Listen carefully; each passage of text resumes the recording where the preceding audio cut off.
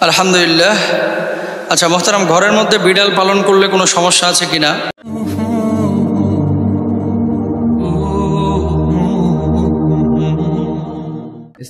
এবং বিড়ালের সাথে বিড়ালের মতো দেখতে যদি একটা কুকুরও পালন করে কোনো সমস্যা আছে কিনা, গুরুত্বপূর্ণ একটি বিষয়।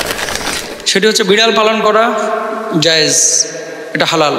আল্লাহ রাসূল সাল্লাল্লাহু আলাইহি ওয়াসাল্লাম বিড়াল খুব পছন্দ করতেন। আপনারা যারা হজ্জে গিয়েছেন, উমরায় গিয়েছেন, বাইতুল্লাহ যারা গিয়েছেন তারাও দেখতে পাবেন যে বিড়াল রয়েছে এবং বাইতুল্লাহ ঘোরাফেরা করছে। ইভেন কাবা চত্বরের আশপাশেও কিন্তু বিড়াল দেখা যায়, হেরেমের চত্বরেও কিন্তু বিড়াল দেখা যায়, কবুতর দেখা যায়। তো এই ধরনের প্রাণীগুলো আপনি যদি লালন পালন করেন, যেহেতু হেরেমের মধ্যে বিড়াল ঘোরাফেরা করতে পারে, সেহেতু বাড়ির মধ্যে ঘোরাফেরা করতে পারে, কোনো সমস্যা নেই। মসজিদের মধ্যে বিড়াল ঢুকতেই পারে। এবং এই বিড়াল আপনি ঘরের মধ্যে যদি পালন করেন, কিছু উপকারও রয়েছে। কিন্তু কুকুরের বিষয়টা সম্পূর্ণ ভিন্ন। আল্লাহ রাসূল সাল্লাল্লাহু আলাইহি ওয়াসাল্লাম স্পষ্টভাবে বলছেন, সেই ঘরের মধ্যে প্রবেশ করবে না ফেরেশতা যে ঘরের মধ্যে কুকুর অথবা কোনো ছবি থাকে। কালবুন আও তাসাউরা, স্পষ্টভাবে আল্লাহ রাসূল সাল্লাল্লাহু আলাইহি ওয়াসাল্লাম বলেছেন যে কুকুর এবং ছবি যে ঘরের মধ্যে থাকে, সেই ঘরের মধ্যে রহমতের ফেরেশতারা প্রবেশ করে না।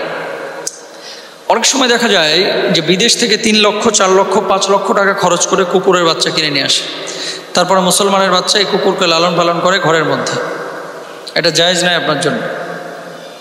আপনি কি কুকুর চান নাকি আল্লাহর রহমতের ফেরেশতা চান? মনে রাখবেন, রহমতের ফেরেশতা যদি কোনো ঘরে না থাকে, সেই ঘরের মধ্যে ঝগড়া, ঝড় ঝঞ্ঝাট, মারামারি, হানাহানি এগুলো চলতে থাকবে। স্বামী স্ত্রীর মধ্যে মনোমালিন্যতা এগুলো চলতে থাকবে, কারণ সেই ঘরের মধ্যে বরকত থাকবে না।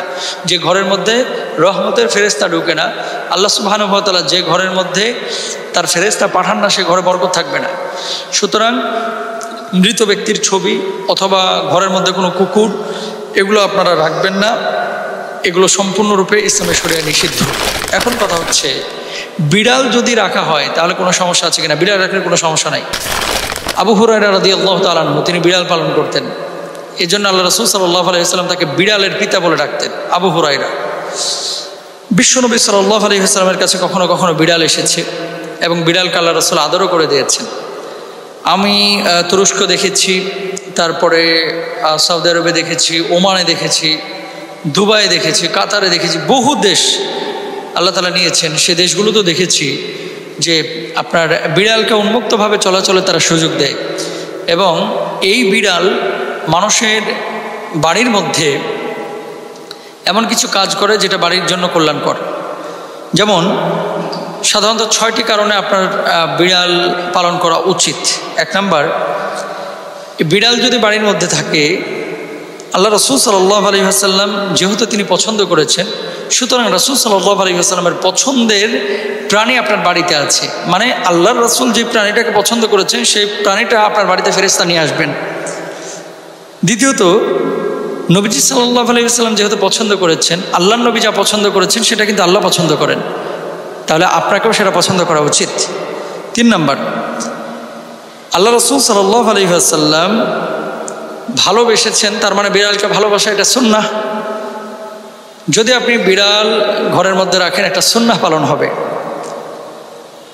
আবার আল্লাহ রাসূল সাল্লাল্লাহু আলাইহি ওয়াসাল্লামের ভাষ্য অনুসারে ইসলামিক স্কলাররা যেটি বলছেন, বিড়ালের লালা অশুদ্ধ না, বরং বিড়ালের লালা বিশুদ্ধ। তারা নিজেদের পরিষ্কার করে, কে? বিড়াল।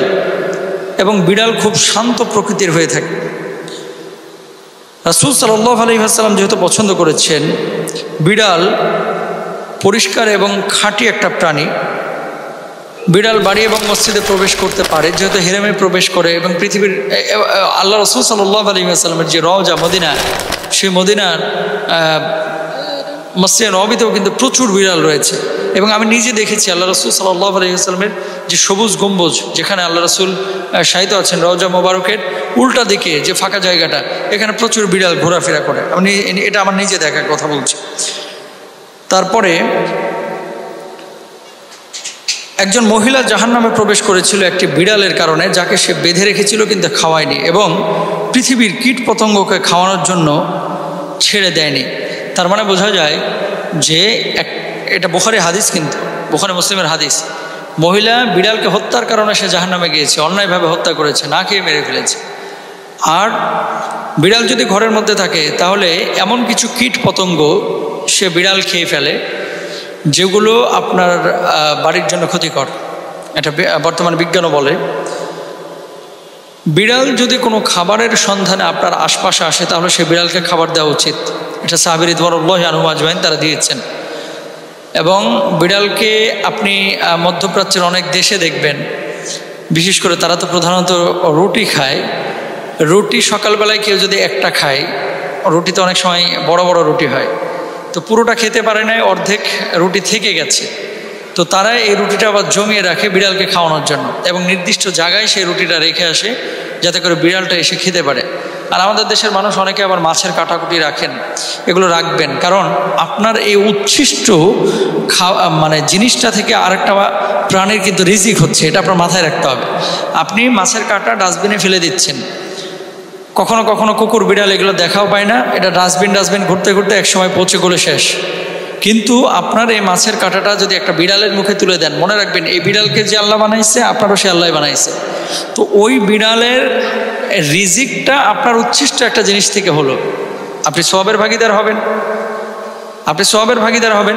এবং আমি ইস্তাম্বুলে দেখেছি, বিশেষ করে ইস্তাম্বুলের মানুষ, বিশেষ করে তুর্কিরা বিড়ালের জন্য আলাদা একটা বাজেট রাখেন অনেকে। প্রতি মাসে যেমন আপনি বাজেট ডিভাইডেড করেন, ভাগ করেন, যে আমার ছেলের জন্য পড়ার খরচ এটা, আমার মেয়ের জন্য এটা, আমার জন্য এটা, আমার বিড়ালের জন্য এটা। এবং আপনি হয়তো মনে করতে পারেন যে মনে হয় বিড়াল সব বাড়িতেই লালন পালন করে, না, রাস্তাঘাটে যে বিড়ালগুলো রয়েছে এই বিড়ালগুলোকে তুর্কিরা নিজেই স্বপ্রণোদিত হয়ে তাদের বাজেট থেকে খরচ করে প্রতিদিন খাবার বিতরণ করে এবং এটাকে তারা সবের কাজ মনে করে। সুবহানাল্লাহ। এই জন্য তুরস্কের বিড়ালগুলো খুব আদরে হয়ে থাকে। এবং আপনি দেখবেন যে যখন মসজিদে নামাজ আদায় করছেন বা মসজিদের পাশে আপনি বসে আছেন, বিড়ালগুলো আপনার কাছে আসবে, আপনার সঙ্গে ঘেঁষাঘেঁষি করবে, আপনার কোলে উঠে বসবে, আপনার থেকে পালিয়ে যাবে না। এবং আপনি যদি খাবার দেন সে খুব মহব্বত করে সেই খাবারগুলো খাবে। তো বহির্বিশ্বের অনেক দেশে রয়েছে সওয়াবের নিয়ে, তো এই ধরনের সৃষ্টি জীবগুলোকে তারা লালন পালন করে, আপনারা করার চেষ্টা করবেন ইনশাআল্লাহ তাআলা। তারপরে একটি বিড়াল বাড়ির ভিতরে খারাপ আত্মা এবং মন্দ উপাদানগুলোকে তাড়াতে পারে, অর্থাৎ শয়তানের ওয়াসওয়াসা, তারপরে বজ্জিনের আসর, এই সমস্ত জিনিস থেকে একজন মানুষকে এই বিড়াল রক্ষা করতে পারে এবং সতর্ক বার্তা দিতে পারে। বিড়াল যদি কাঁদে তবে এটি আশপাশের লোকদের কাছে একটি খবর বা সতর্কতা প্রদান করতে পারে। অনেক সময় দেখা যায় যে রাত্রিবেলায় বিড়াল কান্না করছে, সেক্ষেত্রে আপনারা কিছু দোয়া দরুদ পড়বেন এবং আপনারা কিছু আমলের মাধ্যমে এটা ধারণা করতে পারেন বা ধরে নিতে পারেন যে কোনো খারাপ কিছুর প্রভাব আপনার আশপাশে ঘোরাফেরা করছে, যার কারণে সে কান্না করছে বা সতর্ক করছে। এই জিনিসগুলো আমাদের বুঝতে হবে। এবং এই বিড়ালকে আমরা যদি লালন পালন করি কোনো সমস্যা নেই, কুকুরকে লালন পালন ঘরের মধ্যে করা যাবে না, তবে খাবার খাওয়াবেন। রাস্তাঘাটে যে কুকুরগুলো রয়েছে, আমি বলছি না সবগুলোকে মেরে হত্যা করে শেষ করে ফেলান, অবস্থা ভেদে আল্লাহ রাসূল কখনো তা করতে বলেছেন, কিন্তু অহেতুক কোনো কারণ ছাড়াই আপনি যে কোনো প্রাণীকে শুধু কোনো ক্ষতির কারণও নেই, সে কোনো ক্ষতি করছে না অথবা আপনার জন্য ক্ষতিকারকও না, এরকম কোনো প্রাণীকে আপনি ইচ্ছে করে হত্যা করে ফেলবেন, এটা আপনার জন্য ঠিক না। আল্লাহ তাআলা আমাদের সবাইকে বোঝার তৌফিক দান করুন। আমিন।